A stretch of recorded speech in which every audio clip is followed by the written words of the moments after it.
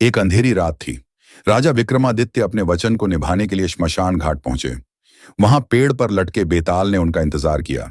बेताल ने हंसते हुए कहा, हे राजा, तुम्हारा साहस प्रशंसा के योग्य है, लेकिन क्या तुम इस बार भी मेरे सवालों का उत्तर देकर मुझे भागने नहीं दोगे? विक्रम ने दृढ़ स्वर में कहा, तुम कहानी सुनाओ, उत्तर दूं या ना दूं, यह तय मैं करूंगा। बेताल हंस पड़ा और कहानी शुरू की। कहानी। एक रहस्यमय महल। किसी समय की बात है। एक घने जंगल के बीच में एक प्राचीन महल था। उस महल के बारे में कहा जाता था कि वहां जो भी रात बिताने जाता, सुबह तक जीवित नहीं रहता। उस महल का राजा, राजकुमार आदित्य, इन रहस्यमय घटनाओं से परेशान था।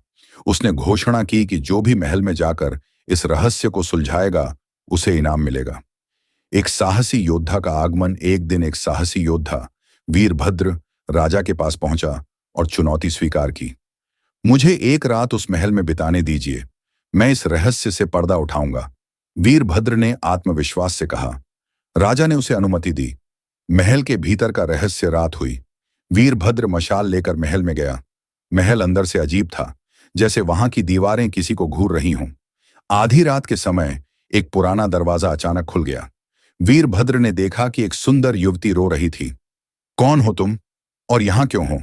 वीरभद्र ने पूछा। युवती ने कहा, मैं एक अभिशप्त आत्मा हूं। जब तक कोई मेरे प्रश्न का सही उत्तर नहीं देगा, मैं इस श्राप से मुक्त नहीं हो सकती। लेकिन याद रहे, अगर उत्तर गलत हुआ तो तुम्हारी जान जाएगी। वीरभद्र ने चुनौती स्वीकार कर ली। युवती ने सवाल पूछा। एक राजा के सामने उसके दो मंत्री खड़े हैं। एक हमेशा सच बोलता है और दूसरा हमेशा झूठ। राजा को पता लगाना है कि कौन सच बोल रहा है। राजा एक ही सवाल पूछ सकता है। वह क्या पूछेगा?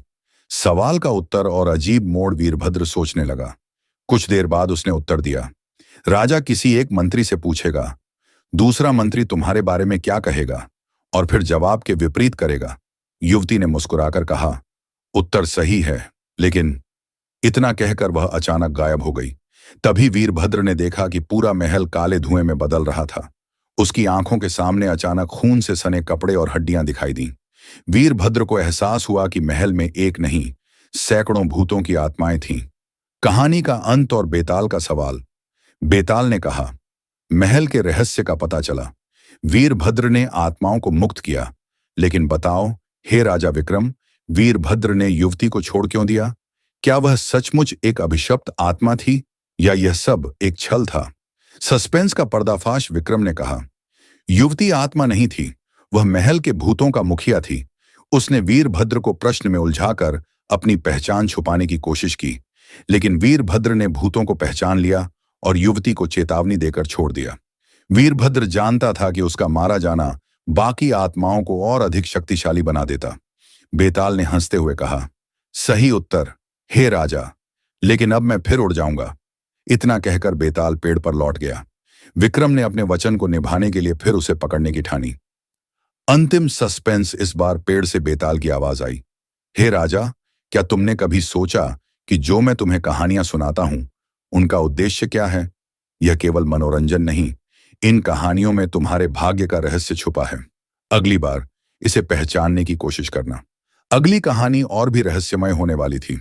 आगे की कहानी सुनने के लिए वीडियो को लाइक और कमेंट्स सब्सक्राइब करें